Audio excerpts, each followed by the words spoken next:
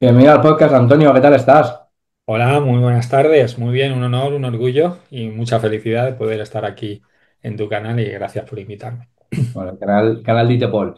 Nada, como siempre en Itepol nos gusta dar visibilidad a esos compañeros que se esfuerzan, ¿no? Y cómo no, tenemos a Antonio, que se vea bien. Antonio Montoya, autor del libro Todo sobre la específica prueba de alcoholemia, que de aquí recomendamos.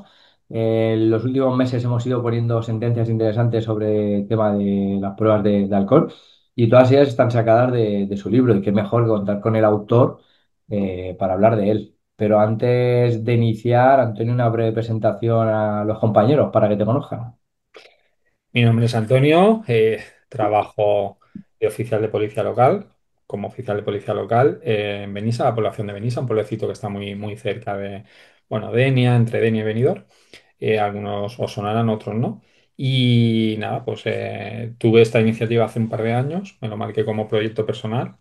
Eh, no sé qué más quieres que te comente.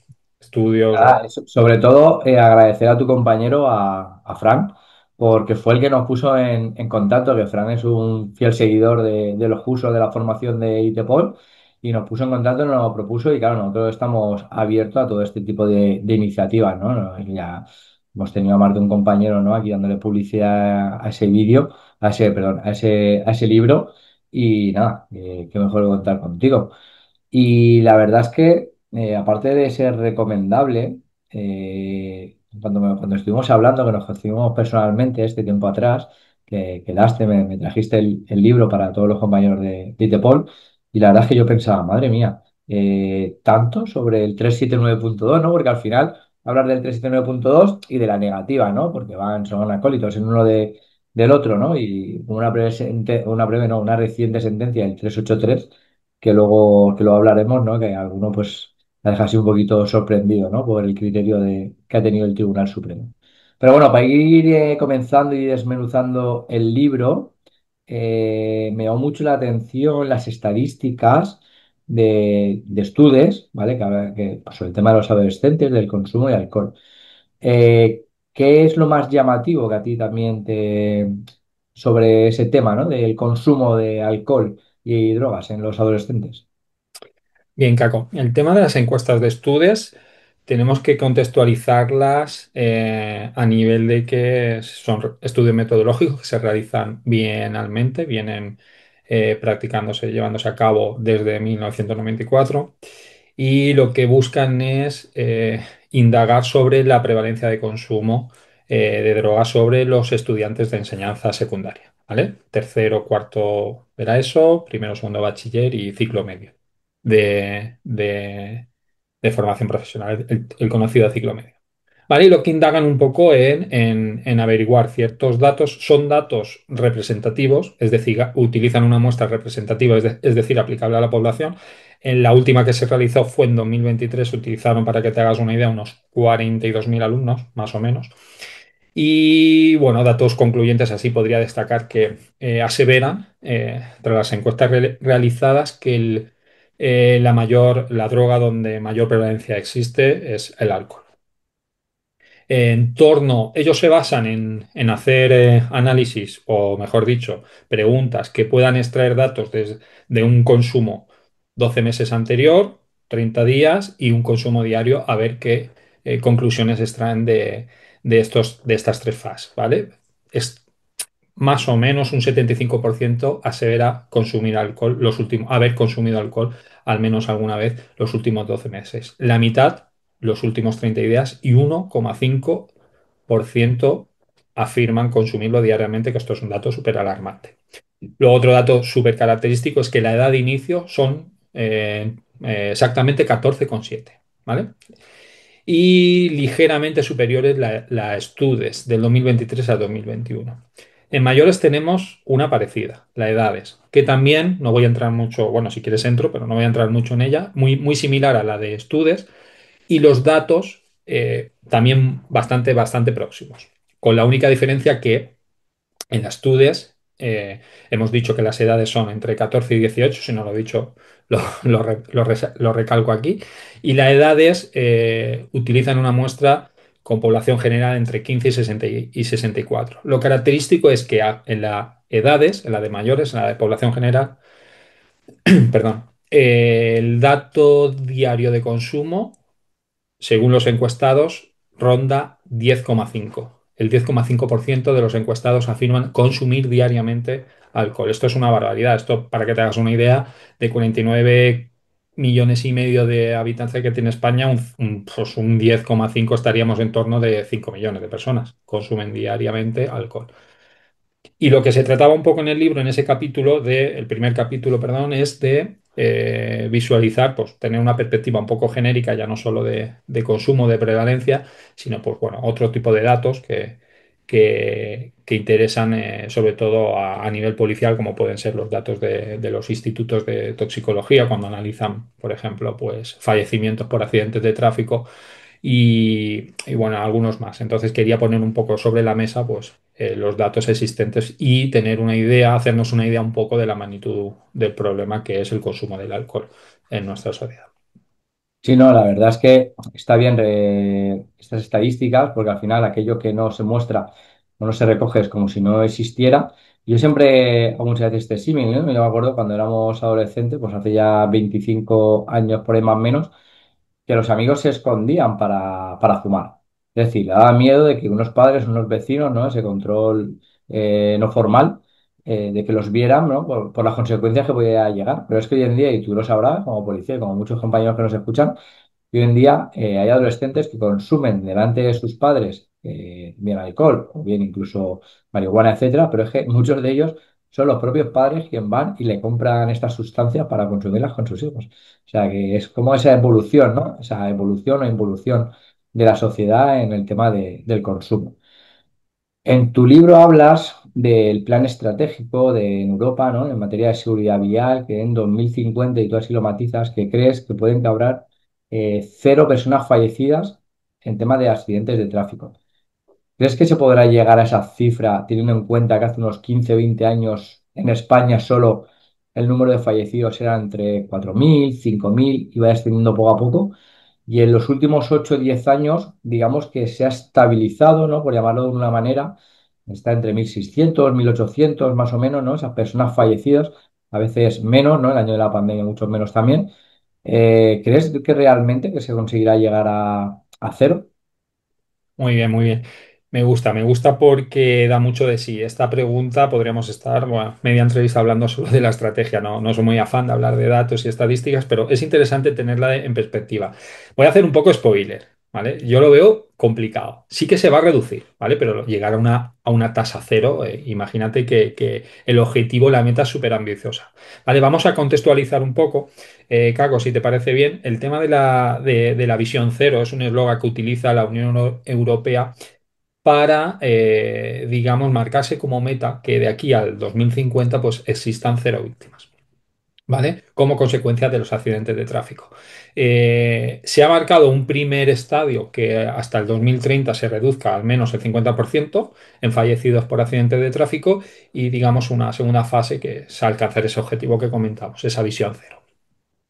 ¿Vale? ¿Cómo lo van a conseguir? Pues obviamente con políticas intervencionistas para poder, digamos, solventar en cierta medida la problemática que origina ya no solo el consumo de alcohol y drogas, sino también la distracción y la velocidad, que son una de las causas primordiales que en la visión cero se trata.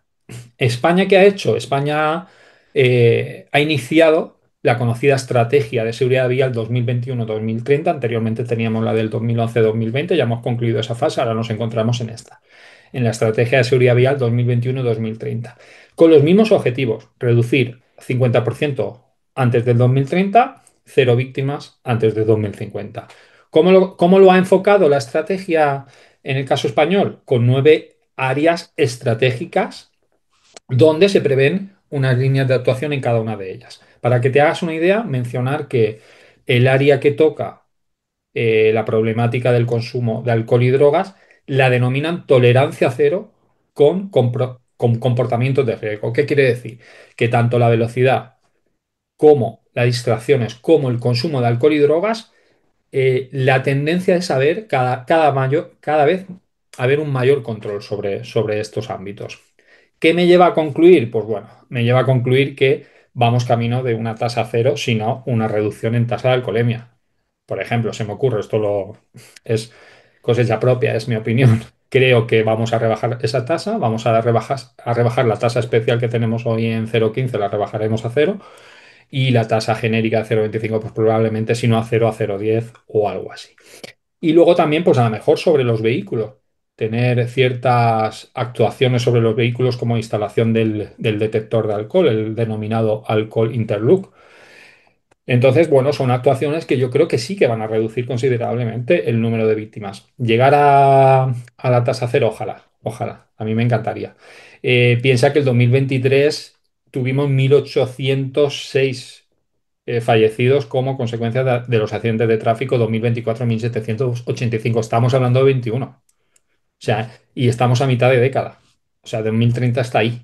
O sea, reducir, imagínate, estamos en torno de rebajar la mitad de 1.785 personas ahora. En los datos del 2024 sería quitar de la carretera al menos 800, 900 fallecidos. Es mucho, ¿vale? Pero yo creo que sí que todas estas medidas por lo menos van a reducir considerablemente pues, el número de fallecidos de los accidentes de tráfico. Y exacto, además el Alcoblog, si no me equivoco, creo que fue en el 2022-2023, en julio, por la disposición adicional sexta, la que ya la introducía de manera obligatoria en los conductores de autobuses del M1.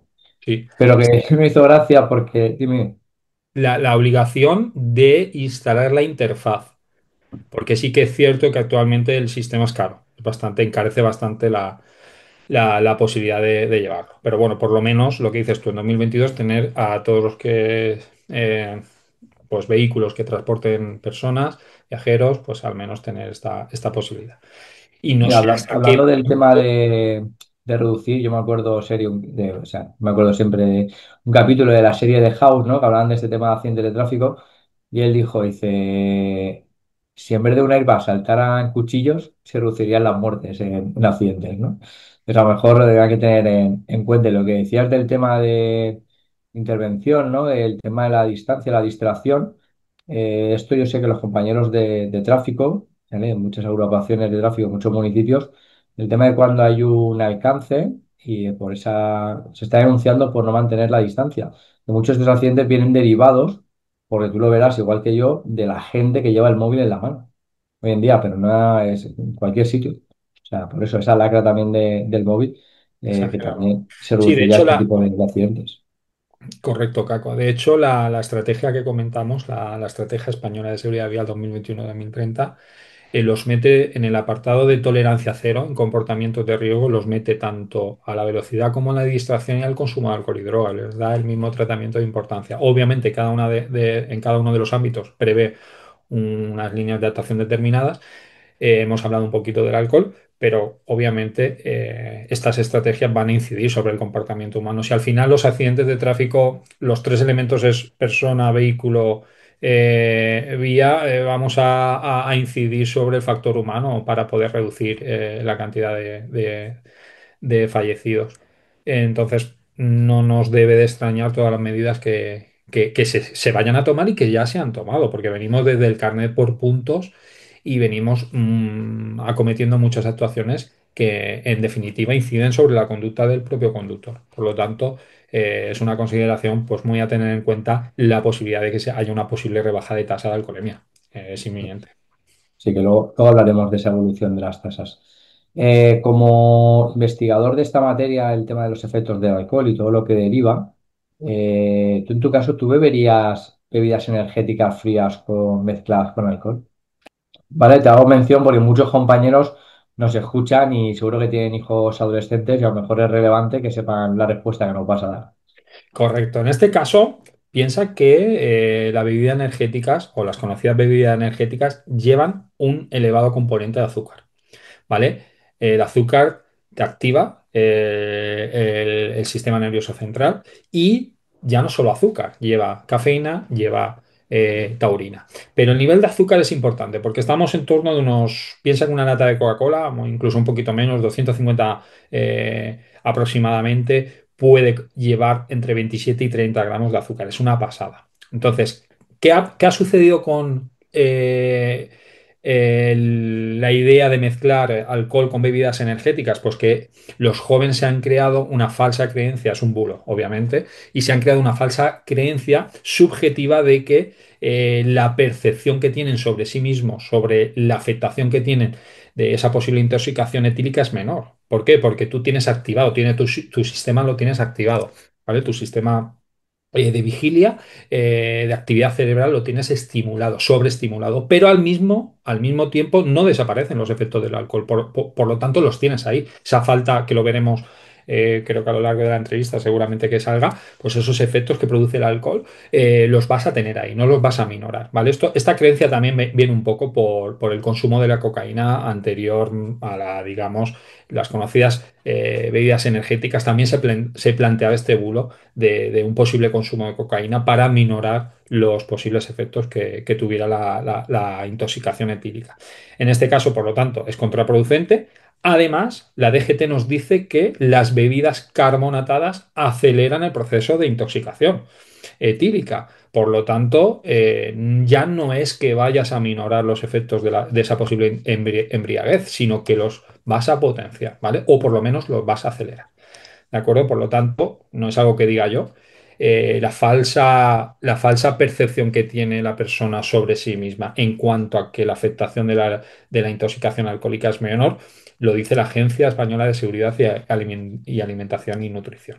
¿De acuerdo? Por lo tanto, ese bulo tenemos que desmentirlo, obviamente, como no puede ser de otra manera, y hablar un poco pues, de ello. No viene mal, como tú dices, para que los jóvenes tengan una información completa sobre esta cuestión. Esa relación entre el consumo de alcohol y accidentes, actualmente a nivel policial tenemos dos situaciones. Lo que es la vía administrativa, a partir de 0,25, si es un conductor normal, ¿vale? Y si es profesional o novel, a partir de 0,15, que no es 0,0. Y luego la tasa penal objetiva que tenemos es a partir de 0,60. ¿Qué diferencia habría de signos, ¿vale? En ese consumo de 0,25 y de 0,60. ¿Cuál sería la diferencia más abismal en distorsión de las capacidades? Vale, nosotros tenemos estudios ya que evidencian, tanto por la DGT como por la Delegación del Gobierno del Plan Nacional sobre Drogas, que dependiendo de la tasa de alcoholemia que porte la persona, tiene una serie de signos. ¿De acuerdo? ¿Dónde se detectan los signos, digamos, más destacables en cuanto a una posible mayor afectación en la persona? En tasas elevadas, pero no elevadas, pensemos en varios gramos, sino en 0,80 gramos ya establecen que una tasa con 0,25, el equivalente a 0, perdón, 0,40 miligramos litro, es decir, los 0,8 gramos que hablan los distintos estudios, ya es una tasa suficiente para afectar a las capacidades psicofísicas del conductor. ¿De acuerdo? Existen tablas que, como te comento, Caco, establecen esa relación dependiendo de la tasa de alcoholemia que la persona se encuentre, va a tener una serie de signos y obviamente con esa tasa que he comentado, 0,8 gramos, 0,40 miligramos, el equivalente en miligramos litro, podríamos tener ya una afectación palpable, ya llamativa. Incluso hay una instrucción que todos conocemos que relaciona un poco esa tasa con o un contexto determinado, como puede ser accidentes de tráfico, infracciones o conducciones un poco anómalas, para poder, digamos, ayudarnos a derivar esa conducta a la vía penal. ¿Vale? Por lo tanto, es una tasa de referencia, independientemente que obviamente con una mayor tasa vamos a tener una mayor afectación, ¿de acuerdo? Pero sí que establecería esa tasa como límite y a la hora de observar el agente, pues que existe una afectación importante ya, ¿vale? A partir de dicha tasa. En el libro hablas de la evolución, ¿no? De cómo ha ido con estos últimos 30 años reduciéndose la tasa, ¿no? Ahora tenemos 0,0 menores y hay un anteproyecto que, si no recuerdo mal, querían poner 0,10. ¿Vale?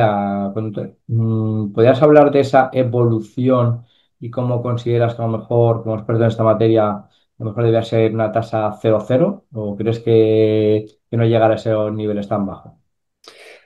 Efectivamente, nosotros iniciamos con una mayor tasa, se ha ido modificando la tasa administrativa. Hemos evolucionado también a introducir una tasa típica en nuestra figura delictiva del 379.2. Antiguamente solo existía la influencia, el concepto de influencia, y posteriormente a la reforma del 2007 ya estuvimos en esa cuestión, ¿vale? El establecer una tasa típica que además de que daba seguridad jurídica, pues bueno, la evidencia científica acreditaba de que ya con esa tasa una persona se encontraba bajo la influencia. Hay que diferenciar lo que acabo de comentar antes, esos efectos importantes que ya podríamos establecerlos en ese límite de 0,40 miligramos litro, a una afectación por influencia donde vamos a derivar ya la conducta automáticamente a esa vía penal. ¿De acuerdo? Pues bueno, la evidencia científica vino a establecer un poco esa tasa. De hecho, anteriormente a 2007, Caco, ya veía yo jurisprudencia de audiencias provinciales que se mojaban y decían, pues con una tasa de 0,75 se considera que la persona, y, o 0,80, 0,90, ya se iban mojando un poco, ¿vale? En las audiencias provinciales, pero obviamente no había nada tipificado en la conducta descrita en el 379.2. Eso vino a partir de 2007. Y la evolución que vamos, pues la hemos experimentado con menores, 0,0. Creo que vamos a reducir tasas seguramente. Probablemente bajemos a 0,10, como has comentado. No creo que sea una tasa cero como el caso de la tolerancia cero en el aspecto de drogas. Creo que en el alcohol van a dejar un poquito. Pienso que probablemente se reduzca esa tasa pues, a ese 0,10. Y en conductores especiales que no sea raro también que busquemos esa tasa 0,0, ¿vale? Esa tasa de 0,15 que tenemos actualmente, pues que probablemente pues, también aprovechen y la reduzcan. Pero sí, es cierto que ha habido una evolución tanto a nivel administrativo como a nivel penal, en el caso de que se incluyó esa tasa típica, y vamos, yo creo que a evolucionar cuanto menos tasa mejor. De hecho, el eslogan que utiliza, no es la primera vez que la DGT utiliza, que la única tasa cero, que la única tasa segura es la tasa cero, es cero alcoholemia.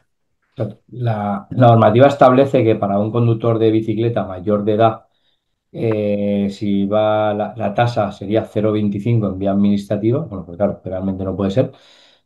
A un menor que va en una bicicleta, en un patinete, ¿no? Un vehículo de movilidad personal, sería 0,0, también sería 0,25. Vale, tenemos una buena pregunta porque esta en el libro, de hecho, la trato como preguntas controvertidas al final. Vale, Por eso te la hago. está muy Ah, bien, yo ¿vale? me sé la respuesta, por eso te la hago. Sí, no, yo lo sé. Sé que en ese tema has leído el libro con una exactividad, exactitud impresionante, porque me has hecho cuestiones importantes a la hora de detallar algunas cuestiones y demuestra que has hecho una lectura precisa. Me consta. Vamos a ver, he perdido un poquito el hilo de la pregunta. Vale, sí. Sí, los vehículos de movilidad VMPs y personal bicicletas. menores. Vale. VMPs y bicicletas, tenemos una instrucción que nos dice que es 0,25, ¿vale? Son vehículos que no precisan de permiso de conducción y por lo tanto tenemos una instrucción general para un mayor de edad que establece esa tasa en 0,25. ¿Qué sucede con los menores? Que los menores ya, a raíz de la modificación de la ley 18/2021, tenemos tasa cero.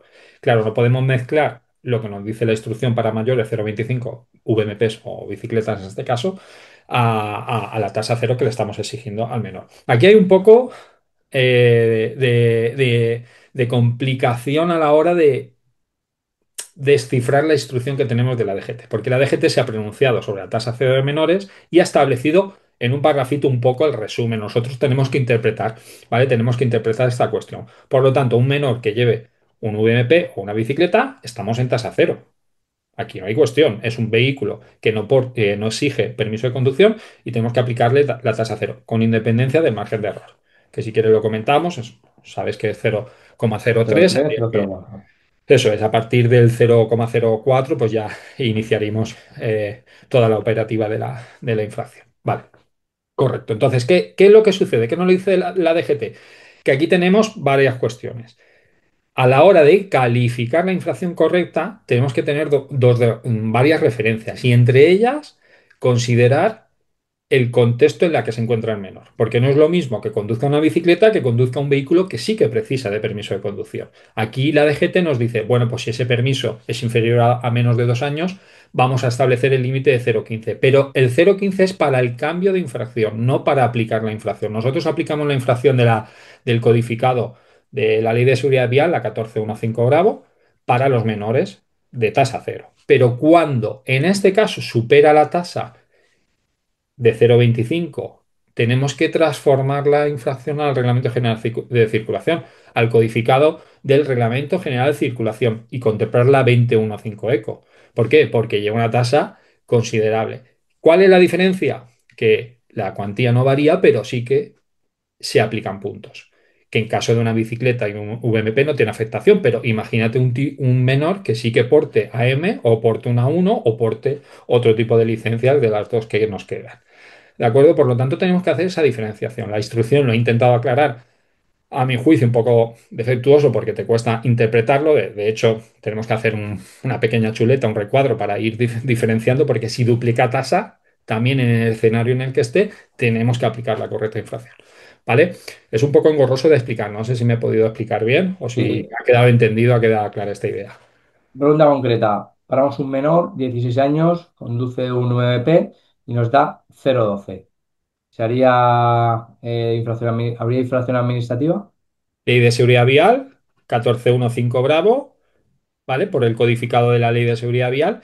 Y en el caso de que, el mismo caso, para que lo entiendan los compañeros, los oyentes, el mismo caso, si superase la tasa de 0,25, aplicaríamos la correspondiente al Reglamento General de Circulación.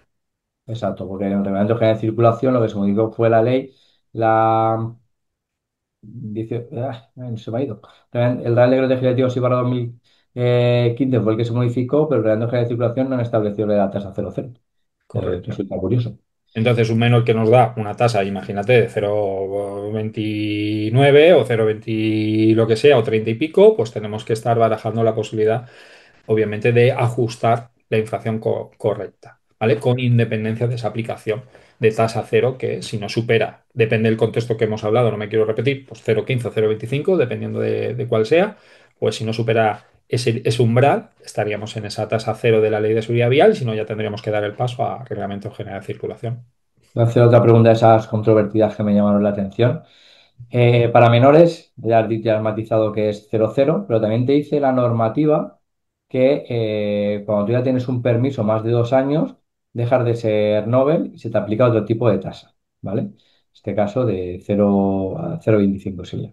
Entonces, un menor para uns con 17 años que lleva un vehículo de movilidad reducida, es decir, una licencia, una LCM, con más de 2 años de antigüedad, en este caso sería 0,0 o sería el 0,25. Vale, muy bien, muy buena pregunta también. Estamos en el mismo caso que el anterior, lo que pasa es que vamos a hacer esa interpretación que comentamos que hay que diferenciar el contexto en el que se encuentra el menor. En este caso, lleva una licencia de vehículo de movilidad reducida, la puede obtener con 14 años, es decir, con 16 años cumplidos, pues imagínate que ya estaría con esa experiencia que te exige la normativa de más de 2 años. La tasa sigue siendo 0,0 porque se trata de un menor, pero es un contexto definido, que es que porta un vehículo que precisa de permiso, en este caso licencia CLCM, ¿de acuerdo? Podría ser también una M o podría ser una 1. El A1 es más complicado porque es con 16 años, entonces tendría que cuadrar 18. Es difícil, difícil. No, no sería aplicable, ¿vale?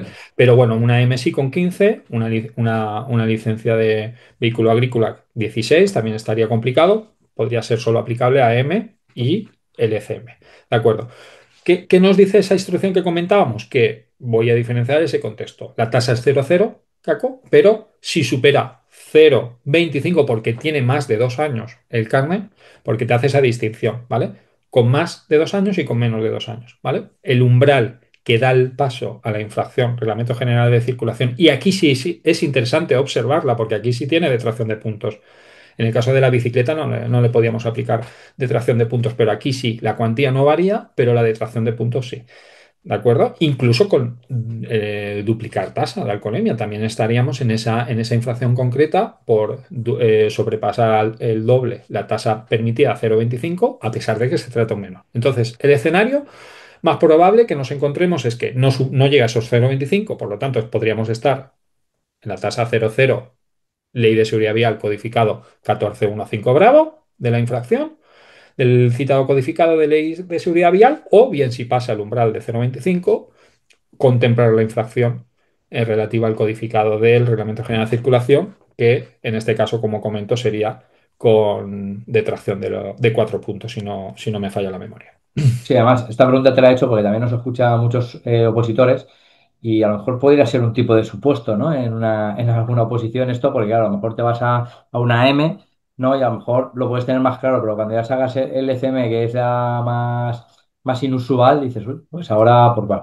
Claro, luego te has dicho, ¿no? El CMO sea el mismo, si pasa el 0,25 y aplicamos el reglamento general de circulación, si no lo pasa sería la ley de seguridad vial. Primero la ciudad del artículo 14 y si no el artículo 20 del Reglamento General de Circulación. Con aquí con teniendo en cuenta que la detracción de puntos, que la detracción de puntos no es para, como mucha gente se piensa, no, eso me lo quitaron con la moto, es de la moto, eso me lo quitaron con el coche. No, no, es para el conjunto del permiso, ¿vale? Ya sea que conduzca vehículos que requieran licencia o que requieran permiso de conducir. Es independiente. Una pregunta que siempre genera controversia, ¿no? Allá donde las pongas y demás. Aquellos policías que sean los instructores de un atestado, por un 379.2, ¿deberían de ir a juicio oral para ratificarse? Vale, deberían de ir cuando los convocara su señoría, la autoridad judicial. Pero, ¿por qué no vamos? ¿Por qué no vamos? Esa creo que es Eso es. la cuestión. No vamos. Esa era la segunda. ¿Por qué no se hace? Claro, ¿por ¿Qué qué no nos sé? pasa? ¿Por qué no vamos? Vale, piensa que los delitos contra la seguridad vial, ¿de acuerdo? Todo el contexto, todos los delitos, pero en general la alcoholemia, que es la que más incidencia tiene. Los delitos contra la seguridad vial siguen un procedimiento determinado, un procedimiento especial, que es el enjuiciamiento rápido de determinados delitos. ¿De acuerdo? 795, el ECRIM. ¿Y qué sucede aquí, Paco? Que el 90% concluyen mediante el procedimiento de la conformidad. ¿Esto qué supone? ¿Qué quiere decir el procedimiento de la conformidad? Pues que si reúnes unos requisitos, como es el caso de los delitos contra la seguridad vial, que nos dice el 801 del ECRIM que podrán acogerse al procedimiento de conformidad todos aquellos delitos en los que se enjuicie mediante el procedimiento especial de juicio rápido, no exista una acusación particular que se oponga a ello y siempre y cuando la pena, contemplando la reducción, no supere los 2 años. Si se dan esos requisitos, puedes optar al procedimiento de conformidad. ¿Por qué el 90% concluyen en procedimiento de conformidad? Porque es muy ventajoso. Nosotros, imagínate que cuando una persona acepta la conformidad con el requisito de que está aceptando los hechos y está aceptando la propuesta de pena que establece el Ministerio Fiscal, eh, se va a beneficiar de una serie de ventajas. Se quita la incertidumbre del procedimiento penal, que siempre es un poco angustioso, ¿no? Verse involucrado en un procedimiento penal que se alarga en el tiempo, ahorro económico y, sobre todo, el más importante, reducción de 1/3 la pena. Por lo tanto, todos los procedimientos, prácticamente el 90% de los delitos contra la seguridad vial, entre ellos la alcoholemia, se quedan en este procedimiento, en esta conclusión de procedimiento que es la conformidad. ¿Cuándo vamos a juicio? Pues obviamente cuando la persona no se conforma. No se conforma porque quiere alegar, porque quiere presentar un recurso, porque quiere presentar, digamos, derecho de defensa a su situación, como investigado, como imputado, como encausado o acusado. ¿De acuerdo? Por lo tanto, ¿qué sucede? Nosotros tenemos un procedimiento procesal penal en las que las pruebas se deben de someter a varios principios: oralidad, inmediación, contradicción. Y aquí es la clave, la contradicción, donde nosotros vamos a tener que ir a ratificar nuestro atestado, porque el juez necesita valorar la prueba de manera inmediata, por eso inmediatez, ¿de acuerdo? Y ahí es donde nos van a someter pues, a cuestiones, preguntas, tanto por parte del Ministerio Fiscal como por parte de la defensa. Tenemos que, además de ratificarnos en el atestado, dar contestación pues, a todo lo que se nos plantee en el plenario. Por ese motivo no solemos ir con tanta asiduidad, en el caso del 379.2 o el resto de delitos contra la seguridad vial, a ratificarnos en el atestado. Pero que sepamos que cuando lo hacemos es porque no se ha concluido mediante ese procedimiento que es el conocido como el procedimiento de conformidad. Correcto. Normalmente, en primera instancia, juzgado de instrucción, no vas a ir, pero a lo mejor a los 2, 3 o 4 años te llega una citación del juzgado de lo penal de tu demarcación y dices, ¿y esto qué es? Y dices, ¿no hay colemia? Y dices, tienes que ir a buscar el atestado y a ver qué para. Y dices, si es una alcoholemia normal, ¿no? Pero bueno, es por este motivo, porque no se conformó y luego tienes que ir a ratificarte en sede judicial. Ya hemos dicho al principio que en tu libro, que de aquí lo vamos a recomendar y luego diremos dónde lo pueden adquirir los compañeros, hablas tanto del 379.2 como del 383, ¿no? Que guardan relación uno con el otro. A mí me gustó mucho cómo matizas que en sede judicial puede quedar impune el conductor de un 383 si no se cumple una serie de requisitos, ¿no? O de requerimientos a ese conductor. ¿Podrías explicar así brevemente, sin explicarlos todos y que se compre el libro, cuáles serían? Muy fácil, rápido, lo hago de manera resumida porque también tiene bastante literatura. Mira, los requisitos que exige la jurisprudencia o que viene exigiendo la jurisprudencia en el 383 es que exista un requerimiento como el primer elemento, digamos, exigible, que quiere decir, pues que aparte de que deba de surgir de una autoridad, a agente de la autoridad, mejor dicho, pues le informemos también de la obligatoriedad de someterse a la prueba porque se encuentre en alguna de las cuatro situaciones que el artículo 21 prevé, ¿de acuerdo? Por lo tanto, primera cuestión importante a tener en cuenta, que se encuentre en alguno de los cuatro circunstancias que el 21 del Reglamento General de Circulación prevé. Obviamente que exista una negativa por parte del conductor. Esta negativa puede ser, Caco, o bien expresa, se niega taxativamente de manera clara, patente, a someterse a la prueba, o con actos concluyentes, pues intenta realizar la prueba de manera fraudulenta, pues sopla interrumpidamente o no con la suficiente potencia que se le exige a la aspiración o incluso introduce la lengua, bueno, cualquier actuación, cualquier conducta que vaya encaminada a que sea infructuosa, ¿vale? Eso la jurisprudencia lo denomina actos concluyentes y también de manera tácita. Es la menos usual. La tácita es pasividad. Ni se somete ni se niega. Está inmóvil, ahí inerte. ¿De acuerdo? Ya te digo que es la que menos se suele dar. Sobre todo la que más problemática supone es la de actos concluyentes, porque tenemos que exteriorizar en el atestado, o mejor dicho, interiorizar que la persona, la voluntad que tenía, el dolor que tenía era de no someterse de manera correcta a la prueba de alcoholemia. Es la que nos puede dar un poco más de inconveniente. Esa sería la segunda, el segundo elemento. El tercero, apercibimiento, súper importante. Tenemos que apercibir a la persona de las consecuencias legales de su conducta, de las consecuencias jurídicas que van a provocar que no se someta de manera correcta o bien que no se someta de manera directa a la prueba. Obviamente informándole que va a cometer un delito tipificado en el tal artículo, tal, tal, tal. Y un cuarto elemento, que exista una persistencia de esa negativa. También la jurisprudencia hace hincapié que si además podemos reiterar esta información, es mucho mejor porque va a quedar todo mucho más clarificado, pues va a contribuir a que los elementos objetivos del tipo delictivo del 383 queden acreditados. ¿De acuerdo? Pero repito, resumidamente, requerimiento, negativa, apercibimiento y persistencia en dicha negativa. El apercibimiento es fundamental. Eh, Tengo una sentencia reciente que a raíz de hace poco tuve ocasión de leer, del 2025 de junio, que se absuelve por falta de apercibimiento. O sea, así de claro. O sea, el sujeto queda suelto. Luego, si quieres, te la paso. Si estás interesado, pues te facilito el número de resolución, simplemente por el apercibimiento. Por lo tanto, es muy importante, es extremadamente importante, sobre todo el requerimiento y el apercibimiento que quede muy, muy, muy acreditado tanto en el atestado como en la posible explicación que podamos hacer en sede judicial cuando nos citen, que anteriormente hemos hablado de la citación, que tengamos esa capacidad de explicar muy bien la conducta de la persona sometida que ha dado, digamos, eh, consecuencia de la comisión de un delito, de un hecho delictivo del 383. Sí, además, yo en el tema de la negativa tuve un caso bastante curioso. Era una prueba de detención de drogas y iba todo bastante bien. De repente estaba ya con el hisopo, ¿no? Para hacer el iniciario, ¿no? Para meterlo en el cuantisal. Y de repente se cabreó, pues ya no quiero más, tal.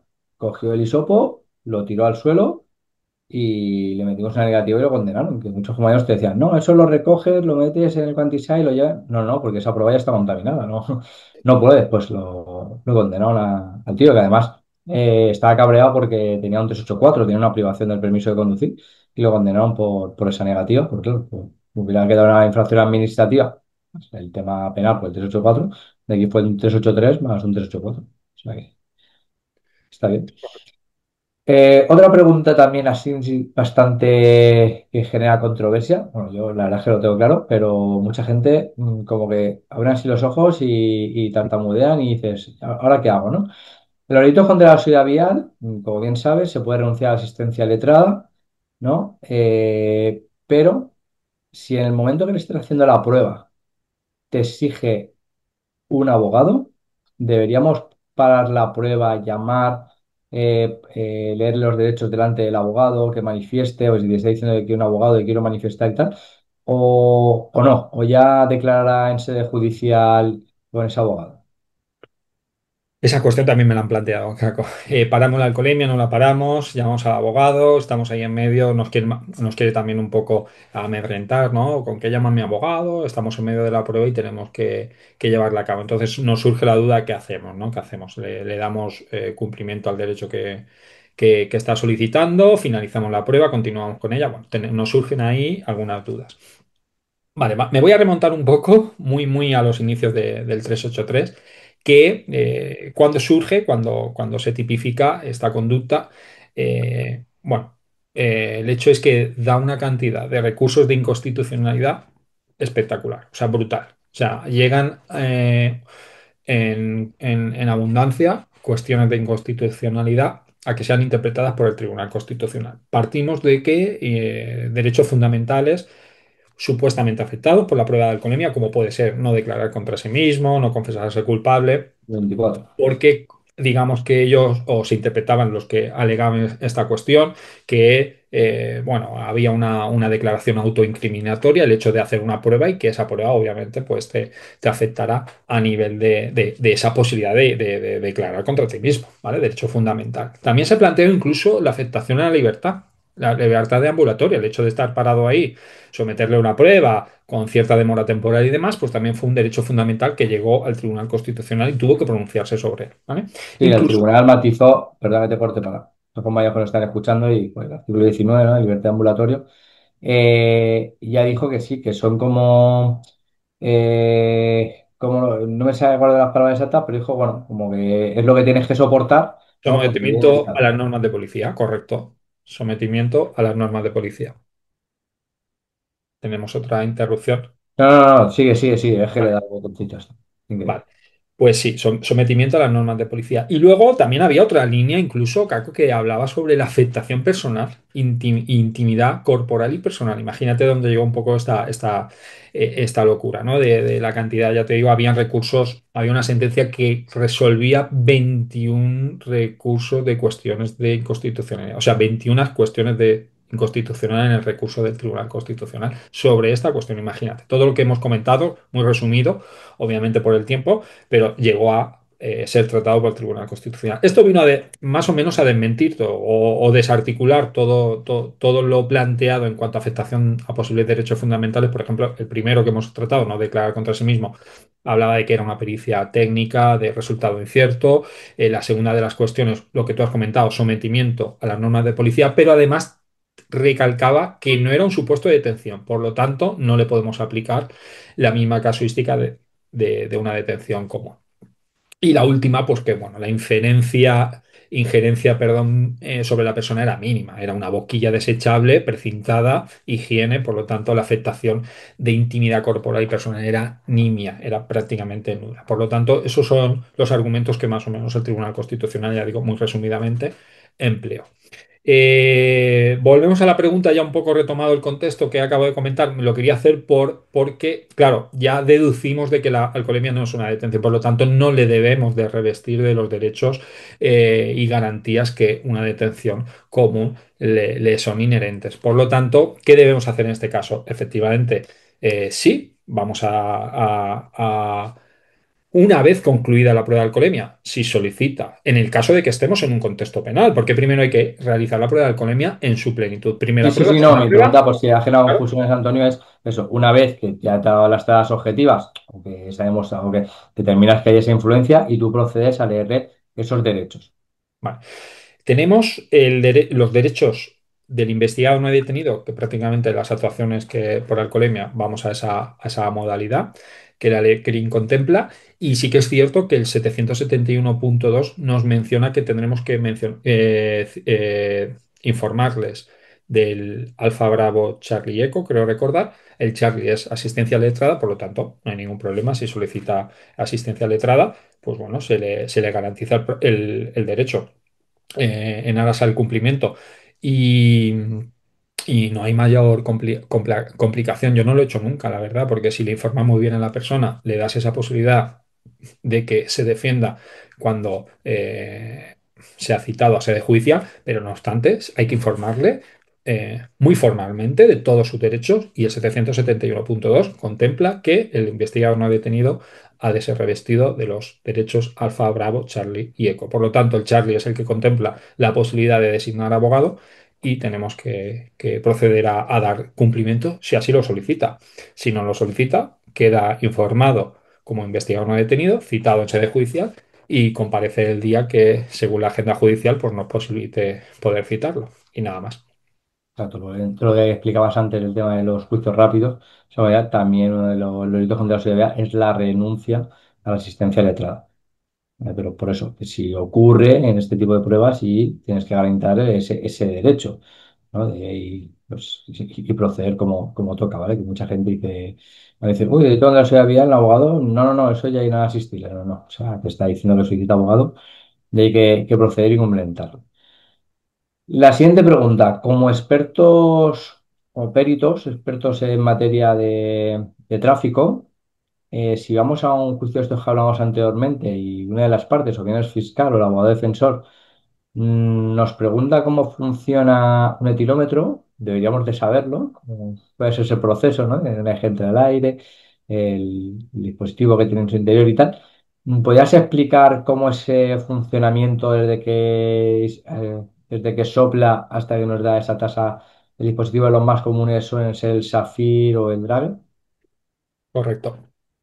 A ver, es muy interesante en el sentido que imagínate que nos estemos en sede judicial, Caco, y nos pregunten cómo funciona el etilómetro y no sepamos qué contestar. Imagínate nuestra credibilidad dónde queda, ¿vale? Primer punto, credibilidad ante todo. Te están preguntando sobre una alcoholemia, te pueden preguntar sobre una diferencia de tasa entre la primera y la segunda, te pueden preguntar qué signos tenía y que expliques un poquito la afectación de la persona, te pueden preguntar si hubo conducción, si no hubo, te pueden preguntar muchas cosas, te pueden preguntar el funcionamiento de un etilómetro.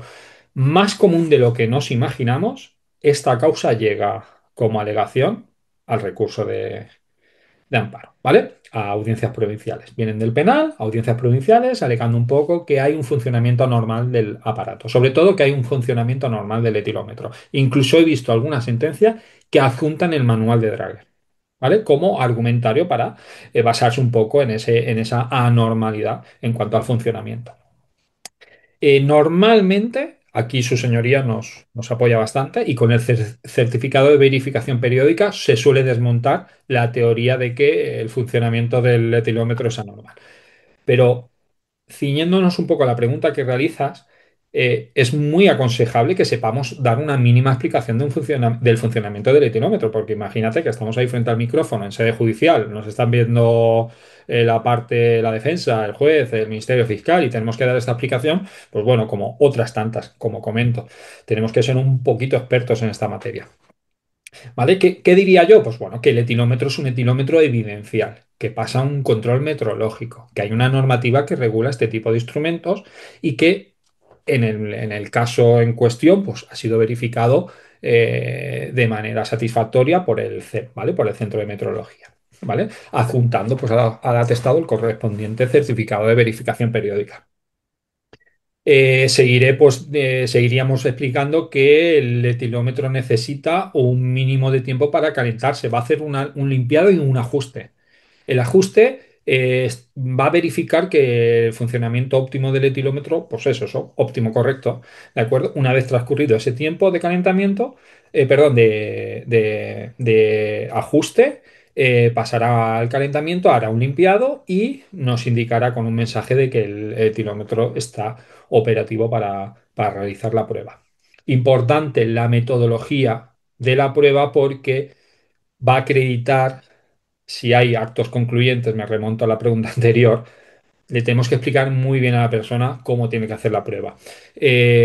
No está de más saber que le pedimos a la persona un soplido, una aspiración prolongada de unos 5 segundos aproximadamente, en la que se precisa un nivel de soplido, un nivel de aire que deba de captar el etilómetro concreto. ¿Eso por qué se pide? Porque necesitamos que el primer tramo de aire se deseche y llegue el aire al aparato de los alveolos.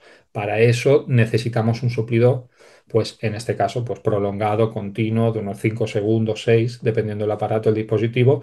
Los más usados, como dices tú, marcas comerciales como Safir, Drager. Drager tiene varios, está el 7510, que es el portátil, luego está el de la manguerita, el 7110, luego está la evolución nueva, 9510. Pues un poco sería esa explicación y dar credibilidad a nuestro argumento, porque no puede ser que lleguemos a sede judicial, nos pregunten sobre el funcionamiento del etilómetro, pues sí, le damos al botón, encendemos y le pedimos que sople. No, ¿vale? Le vamos a dar una explicación un poquito técnica de cómo funciona el aparato y si nos atacan un poquito sobre el funcionamiento normal, pues bueno, sabemos que la jurisprudencia viene avalando un poco que ese funcionamiento es correcto, siempre y cuando no haya una pericial, ¿eh? Porque incluso la han pedido. Una pericial sobre el etilómetro empleado. ¿Qué hace su señoría? La desecha en base a que ese certificado de verificación periódica pues está correcto, está vigente y por lo tanto no hay ningún dato, porque si me dices que el etilómetro se cae en el momento de hacer la prueba, pues bueno, puede ser un argumento, ¿vale? En ese sentido de poder hacer en el plenario o previamente al plenario en la instrucción, en la fase de instrucción, esa pericial. Pero bueno, normalmente aquí su señoría tiene bastante eh, condescendencia en cuanto a la exigencia de la normativa, del cumplimiento de la normativa de los etilómetros y por lo tanto si se ha aportado el certificado de verificación periódica, prácticamente desecha ese alegato de un funcionamiento erróneo. Pues nada, yo creo que ahí quedaría bastante claro. Y esa normativa a la que te referías es la orden ITC 155/2020 de 7 de febrero, concretamente el anexo 13, de que habla todo el tema de la regulación del aparato, ¿no? Y cómo funciona, ¿no? Es importante que cómo entra ese soplido que decías, cómo pasa al dispositivo interno que tiene, cómo lo analiza, ¿no? Y cómo de ahí determina la tasa que tiene ese conductor. Lo que está haciendo es una transferencia. Lo que hace el etilómetro es interesante. Yo dedico un capítulo entero a los etilómetros. Lo que es interesante, aparte de saber un poquito por la tecnología que emplean, esa transferencia de que te hace, digamos, la traducción en aire del alcohol en sangre que llevas. Y para eso se tiene que hacer desde el aire que proviene de los alvéolos. ¿Por qué? Porque nos dice la evidencia científica que ahí es donde se produce la transferencia de gases, Caco. Entonces, es la única forma de que el etilómetro con la tecnología que pone infrarrojos, sensores y demás, pues bueno, tenga la posibilidad de hacer ese equivalente. Por eso hablamos en alcoholemia de gramos y miligramos. Gramos cuando estamos hablando de sangre, cuando aludimos a la tasa de alcoholemia en sangre, pues miligramos cuando aludimos a la tasa de expiración. Por lo tanto, hay que tener un poco en perspectiva la mecánica de cómo realizar la prueba de manera correcta. De forma resumida, porque tienes un capítulo para eso, ¿cuál sería la operativa policial de la prueba de detección de drogas? Vale, cuando hablo de operativa policial, hablo de ser profesionales cuando estamos realizando la prueba de alcoholemia, ¿vale? Paramos a una persona, lo primero que tenemos que hacer, desde el inicio hasta el final, ojo que nos dice la jurisprudencia que debemos de informar previamente al conductor, que en muchas ocasiones se nos olvida y ya entramos a matar, como digo yo, como toreros entramos a matar. Vale, pues informamos de manera previa. Pero informamos desde el inicio hasta el final en qué va a consistir la prueba de alcoholemia. Y cuando hablo de operativa me refiero a esa cuestión, ¿vale? Vamos a informarle a la persona que tenemos motivación y justificación para poder llevarla a cabo. Es decir, usted se encuentra en una de las circunstancias del artículo 21. Siguiente paso, perdón. Vamos a informarle que está obligado a someterse a la misma. Vamos a informarle el motivo de la parada para poder relacionarlo con ese artículo 21.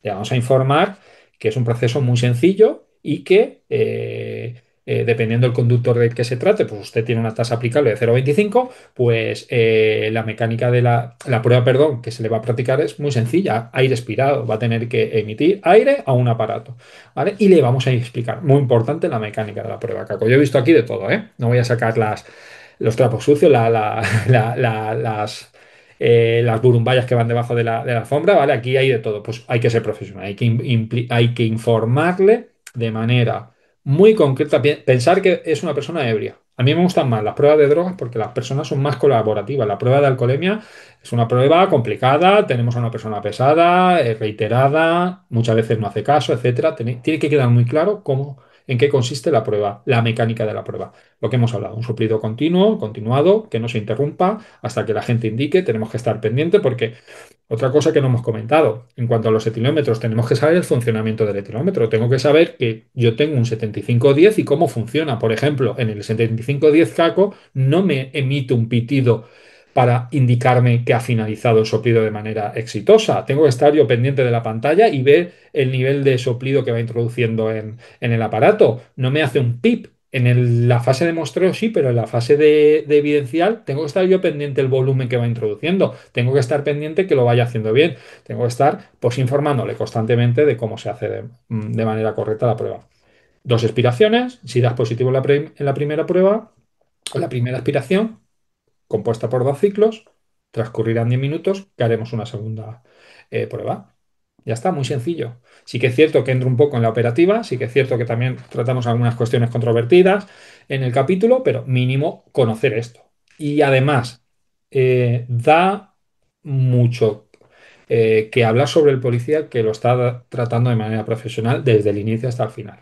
Normalmente, las alcoholemias tienen mayor éxito. Permíteme un poco decirlo así por la experiencia que tengo. Éxito de que se hagan bien, de que tengan menos problemas con la persona cuando informas de manera educada y correcta sobre el proceso, sobre todo ese proceso. ¿De acuerdo? Cuando empezamos un poco también a ponernos a la defensiva, somos profesionales, tenemos que darle este tratamiento. ¿De acuerdo? Y cuanto más claros somos y más humanos y más profesionales le hablamos al conductor, más posibilidades de éxito hay en que la prueba de alcoholemia se realice de manera satisfactoria. Correcto. ¿Podrías matizar para los compañeros y sobre todo para los opositores esas cuatro causas del artículo 21, el Reglamento General de Circulación, en las que podemos realmente someter a una persona a las pruebas de detención de alcohol y o drogas? Claro que sí. Tenemos la motivación y la justificación. Son dos términos que nos van digamos, a posibilitar darle esa garantía jurídica al inicio de la prueba de alcoholemia. Accidente de tráfico, conducción con signos, eh, infracción de tráfico al reglamento y los controles preventivos establecidos. ¿De acuerdo? En estas cuatro circunstancias, pues vamos a tener esa motivación y justificación suficiente que nos permitan a nosotros someter a una persona a la prueba de alcoholemia. Y esto que parece algo superfluo, poco importante, volvemos al 383. Volvemos a que si no tengo una justificación, han habido causas, Caco, de absolución porque no ha habido justificación dentro de estos cuatro aspectos, cuatro circunstancias que acabamos de comentar. Incluso de hacer, me viene ahora a la memoria una sentencia que decía que no se puede ir haciendo una prueba de alcoholemia de manera arbitraria. Imagínate, no quiero imaginarme el contexto en el que se desarrolló, pero que eso llegue a sede judicial y ya no a un penal, sino a una audiencia provincial a través de un recurso, pues obviamente es que muy bien las cosas no las hemos hecho. Nos debe de servir para aprender todos. Cuando analizamos jurisprudencia, sobre todo la casuística de la alcoholemia, nos debe de servir para que nos aporte pues toda esa casuística, esa experiencia que otros compañeros han tenido. Entonces, tener muy claro que cuando iniciamos la prueba de alcoholemia tiene que ser con esa motivación y justificación legal suficiente que nos permite poder iniciarla. Exacto, por eso tanto si es en vía penal, en el atestado matizarlo, esa causa, el motivo, si es en vía administrativa, pues en tu parte interna donde sea, o si no en las casillas que marcas dentro del estadillo, pues también establecerlo. Y mira, has hablado de la sentencia, me ha venido a la cabeza esa noticia que hace 2, 3 años fue bastante llamativa de que el juzgado de lo contencioso, creo que era en Vigo, que anulaba una denuncia a un policía por una prueba de detención de drogas que al final se anuló porque no estableció, porque no había no estaba dentro de estos cuatro motivos del artículo 21 para someter a esa persona a la prueba de detección de drogas, sino que era por más arbitrario, ¿no? Porque era porque yo lo digo o algo así, recogía la sentencia, los hechos probados. Entonces, por eso es importante establecerlo. Muy importante. Y en el ámbito penal también han habido absoluciones por estos aspectos. Te voy a hacer otra de esas preguntas que a mí me gustan mucho. Va. Bueno, por cierto, cuando hablas de la operatividad en el libro, me gustó mucho ese matiz que haces de el etilómetro llevarlo con la mano la mano no dominante, ¿no? Es decir, en mi caso que yo soy derecho, sería llevarlo con la mano izquierda. ¿Por qué? Para evitar que te lo cojan, te lo tiren, si llevan el cordón. Eso nosotros en Interpol nos gusta explicarlo cuando damos la formación de dispositivos críticos de control. ¿Por qué? Porque así tu mano fuerte, tu mano dominante, si ocurre cualquier cosa, tener disponibilidad de hacer uso del arma de fuego o de cualquier otro medio. Sin olvidar que este verano el ojo mayor de la Policía Local de Alcudia, en la zona de Mallorca, en una prueba de detención de drogas, el conductor acuchilló a un compañero. O sea, es muy importante, que desconozco cómo fue ese caso, pero bueno, viene a colación de lo que estamos hablando, de ese matiz, ¿no? De hacerlo bien, si tienes que hacer con el truck while, bueno, la detención de drogas, hacerlo con la mano no dominante y el cilómetro igual, llevarlo en la mano no dominante en este caso, por lo que pueda ocurrir, ¿no? Estamos hablando ya de este nivel más táctico operativo de Interpol. Retomo esa pregunta que te iba a hacer. Eh, conductor, yo voy a hacer, lo estoy haciendo entre la primera y la segunda prueba, sabes que tienen que pasar esos 10 minutos, le digo no puede comer, no puede fumar, tal. Y se pone a fumar.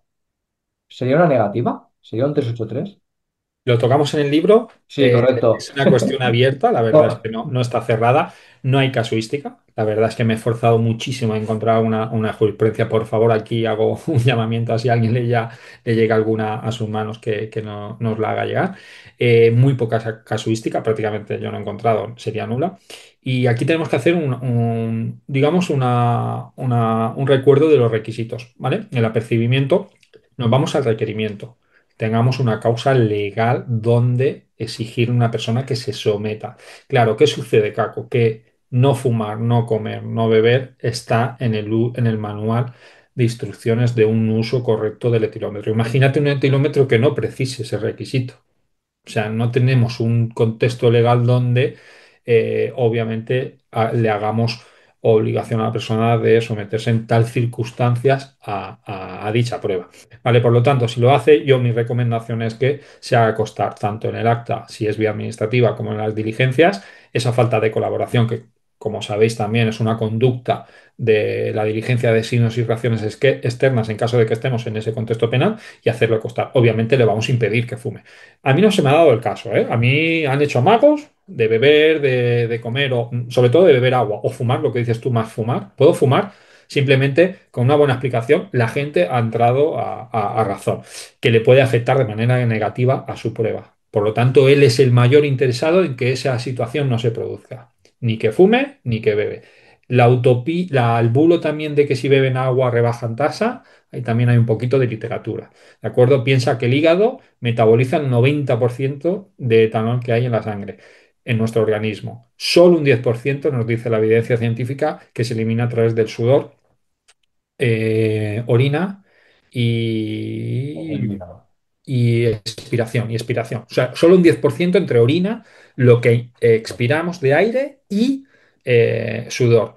Solo un 10%. Imagínate una persona que se esté sobrehidratando. O sea, no tiene sentido, porque hemos hablado de esa transferencia de gases de los alveolos al menos con 1,52 segundos. Dice la evidencia científica que necesitamos esa traslación de aire que proviene de los alveolos. Por lo tanto, también es un bulo el hecho de que se pueda beneficiar más que perjudicar un acometimiento de agua abundante. Tengo compañeros que dicen que sí, que han hecho pruebas y que tienen etilómetros, que sí, bueno, habrá que ver los etilómetros, habrá que ver qué funcionamiento correcto del etilómetro, habrá que ver muchas cosas. Si no dice la evidencia científica que solo un 10% se elimina por estas tres circunstancias, orina, aire exhalado y sudor, pues imagínate. Vale, y luego, entrando a la cuestión que planteas, el hecho de comer, beber o fumar, lo único que puede afectar es a un funcionamiento anormal del aparato. Por lo tanto, él es el mayor interesado en que eso no se produzca. Si se produce, obviamente, un 383 yo no lo veo que se pueda instruir y, sin embargo, pues sí que hacerlo constar, obviamente, en el atestado para que quede muy claro la conducta llevada a cabo por la persona. Sí, yo he visto algunas de estas circunstancias y el tío acabar detenido por atentado a agente de la autoridad de fuma, no fumo, que voy a fumar, que no voy a fumar. Es absurdo. Yo lo veo un poco absurdo, porque al final es una situación que lo que hablamos. Cuando le das profesionalidad a la actuación de la prueba de alcoholemia, tienen más probabilidad de éxito. Cuando ya entramos en una tesitura complicada, pues obviamente que se nos tuerce una actuación que debemos de dominar. porque la prueba de alcoholemia la debemos de dominar en todos sus aspectos, ya no solo en el aspecto técnico, lo que dices tú, a nivel, ahí ya estaríamos un poco hasta de táctica policial, ¿no? De técnica policial, pues un poco a ver la persona que vas a acabar en una detención, que si te agrede y es un atentado vas a acabar en una detención, no pasa nada, pero me refiero ir a percibirle de manera te voy a instruir uno, un 383 en caso de que persistas en esa conducta, pues si sabes ya de antemano que no cabe o que vas a tener complicaciones. Aquí lo más seguro es que sí que tengas que ir al plenario a ratificarte en el atestado porque probablemente en vía de conformidad no se haya conformado. Sí, yo es lo que siempre digo, que al final porque nuestros clientes de este tipo de situaciones es porque no saben el funcionamiento procesal, pero el día que damos con uno que sabe, lo que tú dices, hay que ser profesionales en todo momento, porque nunca sabemos quién es la otra parte, por mucha situación casuística que se nos pueda dar. Siguiente pregunta. ¿Crees que los cuerpos policiales tenemos claro los protocolos con los centros de salud respecto a la prueba de extracción sanguínea? Según me Porque la normativa, no recuerdo si era ese artículo 23 de la Endogeneidad de Circulación, dice que tienes que llevarlo al centro sanitario más cercano. sí. A ver, según me llega a mí, lo tenemos difuso, ¿vale? No lo tenemos complicado, lo tenemos difuso. Voy a ser positivo, no voy a ser pesimista. Antiguamente sería un poquito más pesimista. ¿Por qué digo antiguamente? Porque a partir del 2021, Caco, tuvimos una cosa En muy la buena, Comunidad porque Valenciana. yo lo he estudiado y es muy operativo, muy correcto, me encanta. La verdad es que dije, chapó, ole el convenio que ha establecido, el protocolo que ha establecido de actuación la Consellería de Sanidad. No se nos olvide, porque tengo un Mm. compañero, no voy a dar el nombre de la población, que en su población yo le dije lo que hice yo en la mía y me ha funcionado. Nosotros hemos hecho una, Caco, a raíz digamos, de la entrada en vigor del protocolo. A raíz del 2021, a finales de año, salió el protocolo. Yo empecé digamos, a estudiarlo 2022, más o menos, mitad de año, y muchos desconocen la existencia de este protocolo, ¿vale? Es un protocolo que involucra tanto a sanitarios como policías. Pero Como bueno, tú que estás en la Comunidad Valenciana, perdona que te corte, pero es que en el IVASPE mucha gente tampoco lo sabe. El IVASPE es la academia que tenemos aquí en la Policía Local de formación de agentes de escala básica. por eso digo que a mí me sorprende, primero, que no se conozca este protocolo y segundo, que no hagan, porque yo estaba preocupado, que no hagan lo mismo que yo. ¿Cómo me planto en el centro de salud con un tipo que me acaba de pedir una prueba de... Hasta hace nada, los centros de salud no querían saber nada de este tema. O sea, nada de este tema. Y lo hablo con conocimiento de causa porque yo en 20 años he hecho una. Y me tocó ir, gracias a Dios que me apoyó la Guardia Civil y pudo hacer el traslado Caco, porque yo el hospital comarcal lo tengo a 30 kilómetros, tengo que desplazar, salir de mi población 30 kilómetros para poder hacer la prueba de contraste.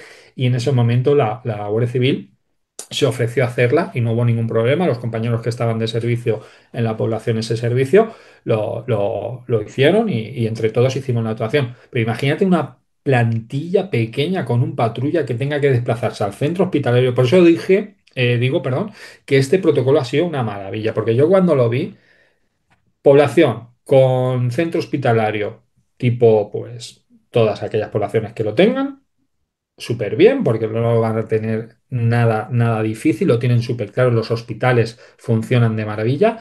¿Dónde vamos a tener problemas? En los centros de salud. Nos dice el protocolo que a tu centro de salud y están obligados a hacer la extracción y están obligados a darte las dos muestras obtenidas y tú ya te encargarás de la remisión. La ventaja con los centros hospitalarios es que hacen ellos la remisión de la muestra.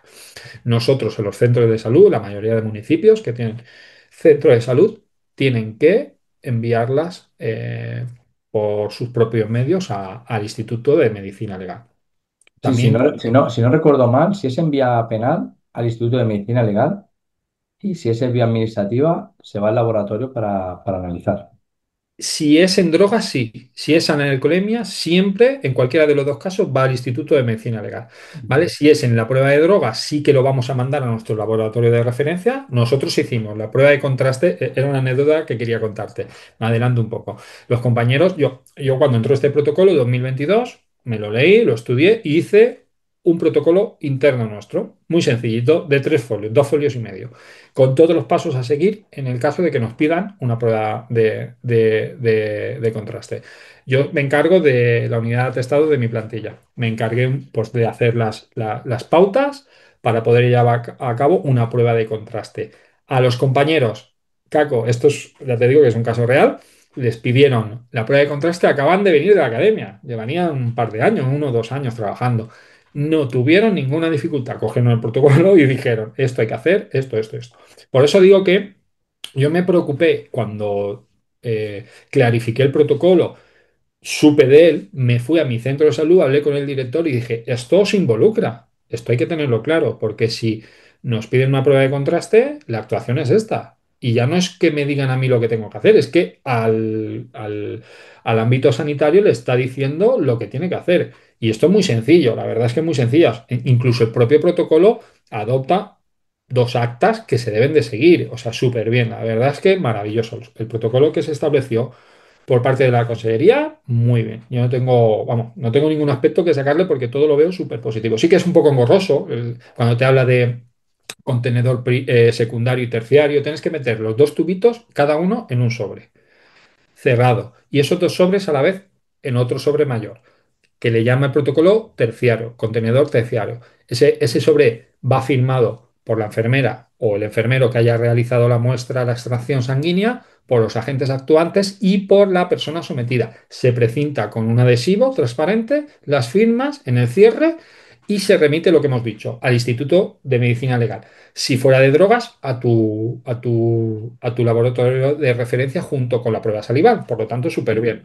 Nosotros lo hicimos, la prueba de contraste que hicimos, la verdad que hace poquito, hará unos 5 o 6 meses, fue por prueba de drogas, ¿vale? Y fue por prueba de drogas porque dijo que le había salido bien en Valencia. Que en Valencia se ve que le hicieron una prueba de drogas, pidió la prueba de contraste y dice que salió indemne. Nosotros, yo, como era la primera que hacíamos de drogas, estuve pendiente, le hice un seguimiento y dio positivo. O sea, dio positivo tanto en el test salival como en la prueba sanguínea. Sí que es cierto que tardó una semana un poquito más en analizarse, la de sangre que la de saliva, pero dio unos resultados positivos en la prueba de contraste que solicitó. Bueno, pues ahí queda dicho, además, si alguien quiere indagar más sobre el tema de esos tubos, ¿no? Que tienen que llevar el conservante, el anticoagulante, es el cloruro de sodio y el fluoruro de potasio, creo que son y demás. Eso Sí, viene en la tiene. orden de justicia 1291/2010. Si alguien quiere, es curiosa, ¿eh? Es curiosa y está bien leerla, ¿no? Para saberlo, ¿no? Ya es una culturilla, ¿no? Culturilla policial sobre estas cosas. Para ir terminando, hace poquito estuvimos hablando, publicamos en el canal de Telegram, en nuestras redes sociales, la reciente sentencia de septiembre que hacía relación al 383, ¿no? Que el Tribunal Supremo, bueno, como sabes cuál es, si quieres, Sí. explícala, que la vas a explicarme mejor que yo. Bueno, se trata de una situación en la que entra un poco a valorar la conducción. Como sabéis, si analizamos la tipicidad del 379.2, el que condujere un vehículo a motor, ¿vale? Por lo tanto, condujere implica conductor y movimiento.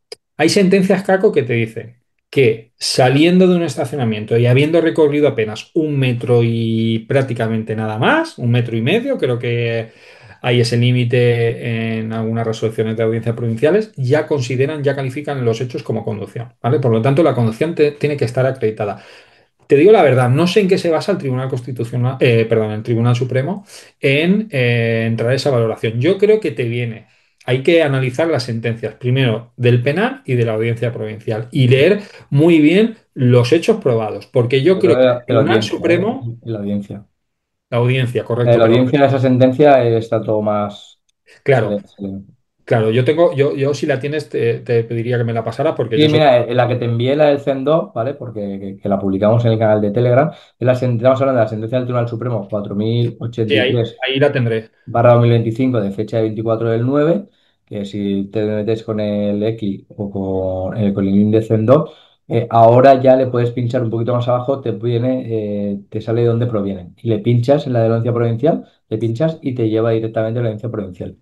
Perfecto, pues la leeré más al detalle porque sí que es cierto que solo leí la resolución del Supremo y yo considero que ellos tienen claro que se acreditó la conducción, con independencia de los hechos un poco particulares de la actuación. Pero piensa que es un elemento necesario, un elemento objetivo del tipo que se tiene que dar. Si no existe conducción, no se da. De hecho, hace poquito leí también una muy reciente de Audiencia Provincial de 2025 que alegaba que cuando llegan los compañeros, la chica ya está bajada del coche y no se puede acreditar ni quién era el conductor ni que hubo conducción.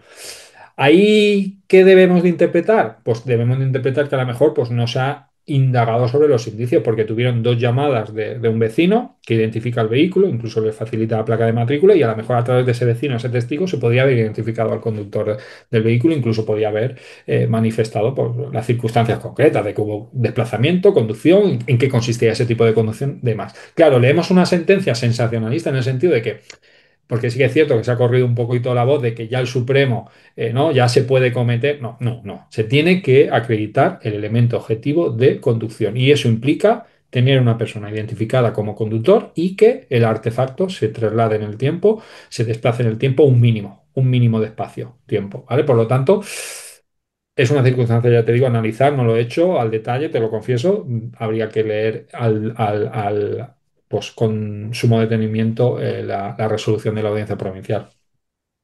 Pues yo creo que la verdad, Antonio, ha sido una charla bastante entretenida, sobre todo instructiva y pedagógica, sobre el tema de tu libro, ¿no? La específica prueba todo sobre la específica prueba de alcoholemia. Hay muchos temas que nos hemos dejado, no podemos hablar de todo el libro, ¿no? Hablar, pues, eso, de la curva de Whitman, ¿no? Sobre el tema hay sentencias al respecto de que pasan horas, se hace la prueba, se localiza a la persona, se hizo la prueba y sale condenado. Lo que hablabas también, los elementos objetivos y subjetivos para estar dentro del 379, ¿no? Que tiene que haber ese conductor, ese vehículo, etcétera, etcétera. La verdad es que de aquí lo recomendamos. ¿Y dónde podrían localizar nuestros oyentes tu libro? ¿Dónde lo podrían adquirir? Vale, Caco, lo tenemos en Amazon publicado. Si acceden a Amazon y ponen el título del libro o mi nombre, Antonio Montoya, lo van a tener. Y luego también, si quieren, yo de aquí te lanzo una propuesta. Si quieren obtenerlo a través de Itepol, ¿vale? Pues yo les aplico directamente un 25%. ¿Vale? Y en este caso me lo deberían de solicitar pues al correo electrónico a Monbla, si quieres luego te lo paso y lo incluyes en la descripción, a Monbla, libroalcoholemia, gmail.com. Si me contactan directamente a través de Itepol, pues yo hago esa reducción en cuanto a precio. Y si quieren mayor comodidad, pues bueno, Amazon, que sabemos que es una pasada, pues bueno, ahí lo tienen publicado y no va a tener ningún problema en poder adquirirlo. Pues por nuestra parte, la verdad es que muchas gracias, ¿no? Dejaremos en la descripción y cuando demos publicidad ese correo de Antonio y los que contactéis directamente, pues que hemos escuchado la entrevista y queremos aprovecharnos de ese 25% y nada, y ya os lo hará llegar y nada, por parte de Itebol, muchas gracias. Este es tu podcast, Antonio. Si tienes algo último que decir, es tu momento. Simplemente agradecerte que me hayas invitado, que con un placer. Me ha encantado que hicieras una lectura profunda del libro. La verdad es que me has sacado alguna rectificación que te he agradecido mucho, la verdad. Te soy sincero. Y eso también denota pues, que te lo has leído, vamos, en profundidad y nada más. Agradecerte la invitación y abierto a colaborar, vamos, en cualquier otro tema y nada. Y también agradecer a Frank, que fue el que nos puso en contacto, compañero de mi plantilla en la actualidad. Encantado con él y muy bien, muchas gracias. Pues nada, la gracia de parte de todo el equipo de TIL, de Perú, de TIL, por todo el equipo de Itepol, por ti, por tu dedicación y por este manual que recomendamos. Así que un saludo y hasta pronto a todos.